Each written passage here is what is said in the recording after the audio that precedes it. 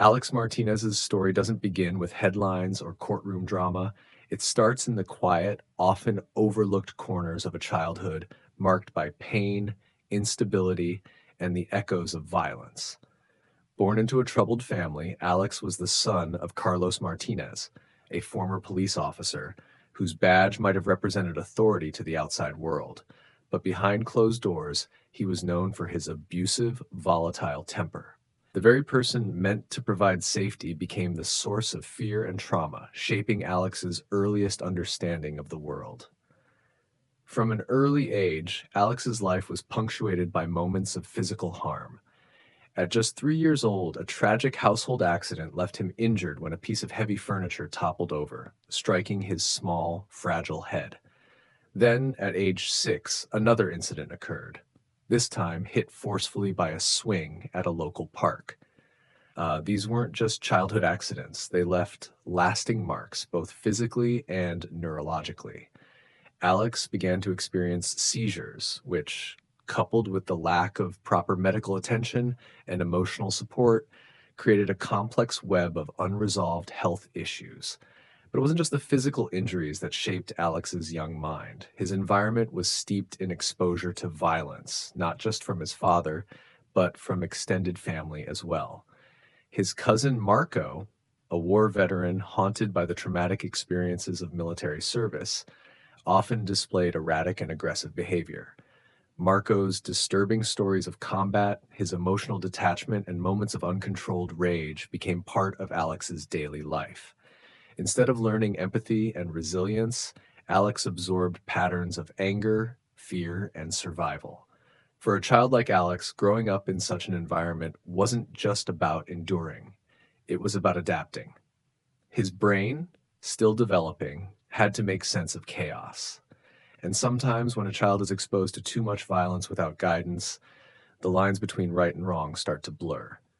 But here's the question: is someone shaped entirely by their environment, or do we all carry the capacity to choose who we become? At what point does personal responsibility begin when the foundation was cracked from the start? Alex's early life serves as a haunting reflection of how unchecked trauma can ripple through generations, leaving scars that aren't always visible, but often the most damaging. His story forces us to confront the uncomfortable truth about the environments we create for children and how those early years can set the stage for everything that follows. The descent of Alex Martinez into a life marked by deviant behavior and crime was not the result of a single defining moment, but rather a series of dark experiences that shaped his understanding of the world from an early age. His path was carved by trauma, exposure to violence, and the absence of positive role models, leaving deep psychological scars that would fester as he grew older. At just 11 years old, Alex witnessed an event that would forever alter the course of his life. During a volatile argument, his cousin Marco, a war veteran haunted by the shadows of his past, took his wife's life in a fit of uncontrollable rage. For Alex, witnessing such an act wasn't just horrifying, it was a lesson written in fear, teaching him that violence could be an outlet for emotion, a twisted form of control. This traumatic exposure blurred the lines between conflict and cruelty, planting seeds of emotional detachment that would grow unchecked. In the aftermath, Alex was sent to live with his sister Elena and her husband Roberto. But instead of finding stability, Alex found himself in yet another deeply unsettling environment. Roberto harbored disturbing voyeuristic tendencies, which Alex became aware of during his teenage years. Rather than receiving guidance or healthy emotional support, Alex was indirectly influenced by Roberto's behavior, reinforcing distorted ideas about boundaries, privacy, and control. This environment didn't just fail to correct the damage already done, it amplified it. As Alex entered adolescence, the combination of unresolved trauma, exposure to inappropriate behavior, and a growing sense of emotional isolation began to manifest in violent fantasies. These weren't fleeting thoughts. They were persistent, escalating, and rooted in his need to exert control, perhaps as a way to reclaim power in a life where he had often felt powerless. His fantasies grew darker over time, shaped by the experiences and influences that had surrounded him since childhood. Alex's story raises difficult, thought provoking questions. How much can a person's environment shape their destiny? Could early intervention or support have changed the course of his life, or was the damage too deeply ingrained?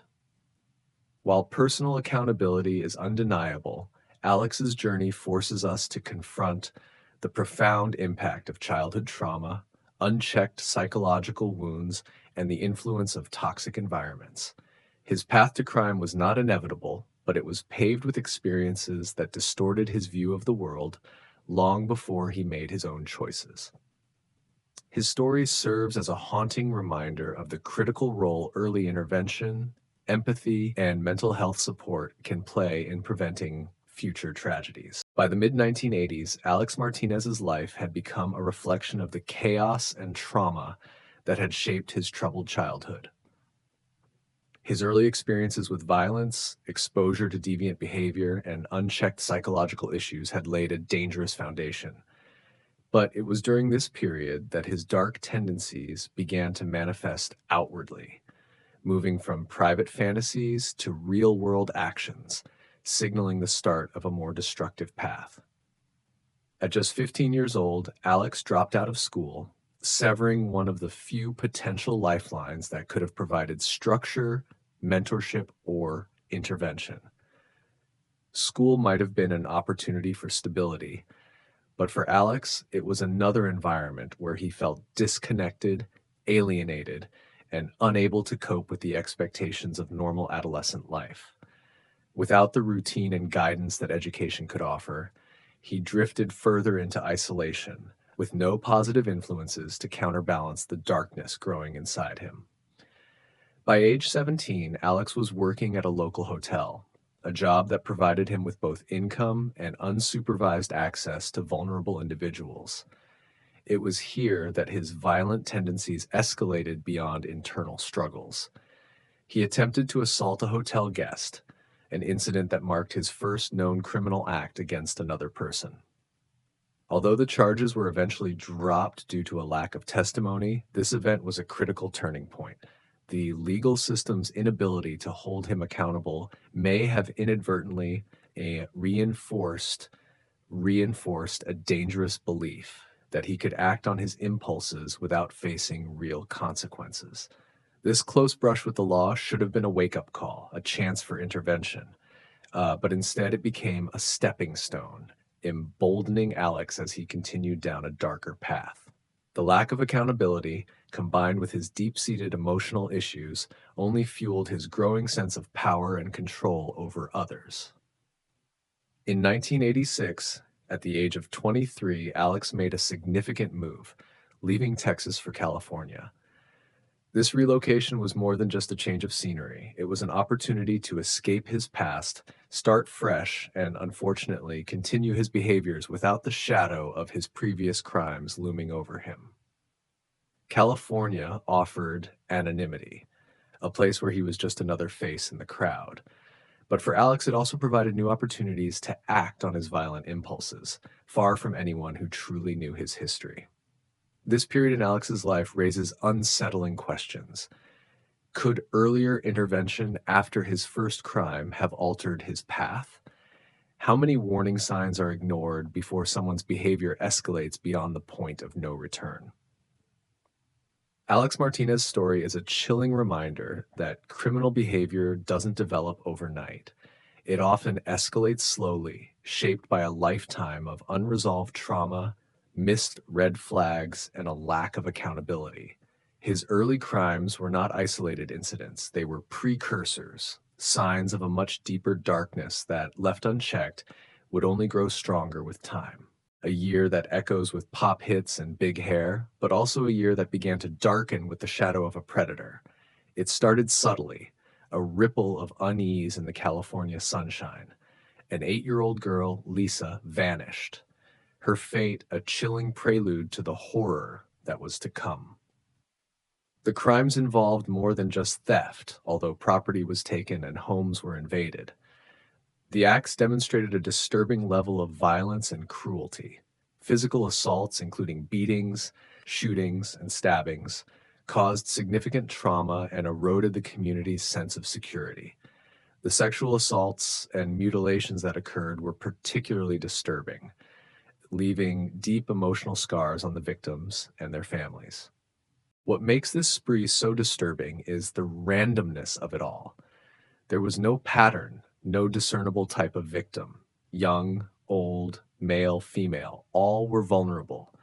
It was as if this individual was playing a twisted game, the rules known only to him, the victims mere pawns in his macabre theater. This reign of terror stretched across California, leaving a trail of broken lives and shattered innocence. Communities were gripped by fear, neighbors eyed each other with suspicion, and the once familiar streets became a landscape of dread. The sense of safety, that fundamental right of every human being, was brutally ripped away. One has to wonder, what darkness lurked in the heart of this individual? What twisted logic fueled these heinous acts? And perhaps more importantly, what does it say about us as a society that such horrors can occur, that such a capacity for evil can exist within the human psyche? Now, I pose these questions to you. In the face of such senseless violence, how do we as a society find a way to heal, to rebuild our sense of community and trust? What responsibility do we have to understand the roots of such darkness, not to excuse it, but to perhaps find a way to prevent it in the future? The terror continued, morphing, evolving, leaving investigators grasping at straws. The randomness of the victims became even more pronounced. This wasn't just about gender or age anymore. Men, women, children, all were fair game. The predator's reach extended across demographics, casting a wide net of fear and vulnerability. It was as if he was mocking the very idea of profiling, defying any attempt to categorize or predict his next move. And then there were the weapons. A chilling arsenal of violence, firearms, knives, machetes, each one a tool of destruction, wielded with a chilling efficiency. The brutality wasn't just in the act itself, but in the intimate, visceral nature of the weapons chosen. It spoke of a rage, a personal connection to the violence that went beyond mere robbery or opportunistic crime. But perhaps the most disturbing element, the detail that sent shivers down the spines of even seasoned detectives, was the presence of occult symbols at the crime scenes. These weren't just random acts of violence, they were imbued with something darker, something that hinted at a twisted ideology, a descent into the macabre and the ritualistic. What did these symbols mean? Were they a message, a signature, or a glimpse into the disturbed mind of the perpetrator? These weren't just crimes. They were statements. Each symbol, each weapon, each victim chosen at random, all part of a macabre tapestry woven by a dark hand. It was a puzzle box of horror, and every new piece only deepened the mystery, the sense of dread. The question wasn't just who is doing this, but what is driving this madness? How does the presence of occult symbols at crime scenes change our understanding of the perpetrator's motivations? Does it suggest a deeper, more complex psychological profile? In what ways does the seemingly random selection of victims amplify the sense of fear and vulnerability within a community? Investigation and capture: the fall of the night predator. As law enforcement agencies across California grappled with a wave of violent crimes, patterns began to emerge: fingerprints, shoe prints, and ballistic matches linking a series of seemingly random attacks. Despite the chaotic nature of the crimes, investigators discovered threads that tied them together, revealing the chilling work of a single perpetrator. The meticulous collection of forensic evidence became the key to unraveling the mystery behind the brutal spree. Forensic breakthroughs. Investigators recovered partial fingerprints at several crime scenes, including those left on windows, door handles, and stolen items. Though fragmented, these prints provided critical clues.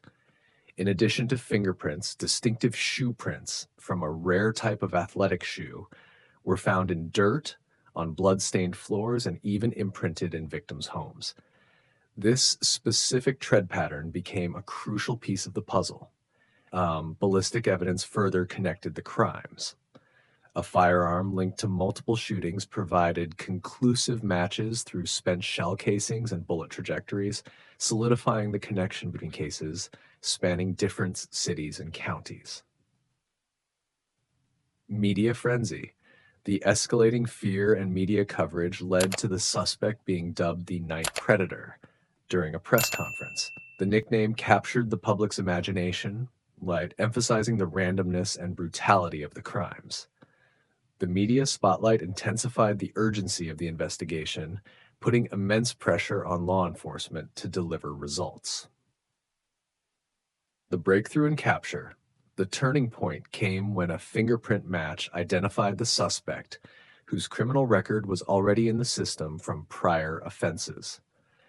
Around the same time, newspaper photos of the suspect were released to the public, sparking widespread attention. And in East Los Angeles, vigilant community members recognized the suspect from the published images. As he attempted to flee, a group of civilians gave chase, ultimately apprehending him after a tense confrontation. Their courage played a pivotal role in ending the reign of terror, demonstrating the power of community action in the face of fear. How crucial is community involvement in solving crimes? What role does forensic technology play in uncovering the truth when everything else fails? The capture of the Night Predator wasn't just a victory for law enforcement. It was a testament to the resilience of a community that refused to live in fear. It reminds us that even in the darkest times, the determination to seek justice can unite people and restore hope. The trial was a spectacle, a macabre theater where the darkness that had fueled his crimes was on full display. He paraded his evil, flaunting satanic symbols, spewing disturbing phrases that chilled the courtroom and sent shivers down the spines of even the most hardened legal professionals. It was a performance, a grotesque dance of defiance in the face of justice. This wasn't just about the crimes, it was about the utter lack of remorse, the chilling embrace of evil. The weight of his actions finally caught up with him. 14 counts of murder, 6 attempted murders, 12 sexual assaults, 15 burglaries, a litany of horror that echoed the devastation he had wrought. The sentence was swift and decisive: death in California's gas chamber. It was a sentence that reflected the gravity of his crimes, a symbolic attempt to extinguish the darkness he embodied. But even behind bars, his influence lingered. An unsettling fan base emerged, drawn to the darkness like moths to a flame. Letters of admiration poured in, a testament to the twisted fascination that some people have with evil. He even found a wife, a woman named Diane, who was captivated by his persona. But that bizarre union crumbled when the truth of his crimes, particularly the murder of a young child, finally surfaced. Even for someone drawn to the darkness, the reality of his actions was too much to bear. 25 years he spent on death row, a quarter of a century in the shadow of his own mortality. The gas chamber awaited, a stark reminder of the justice that had been served. But in the end, it wasn't the state that claimed his life. Health complications, the inevitable wear and tear of time, finally brought an end to his reign of terror.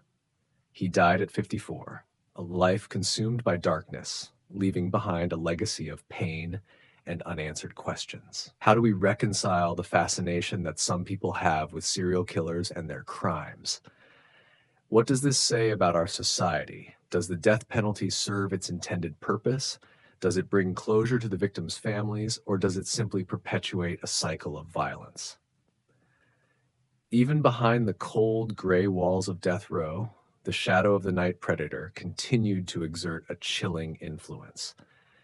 An unsettling phenomenon emerged, a fan base drawn to the darkness like moths to a flickering flame.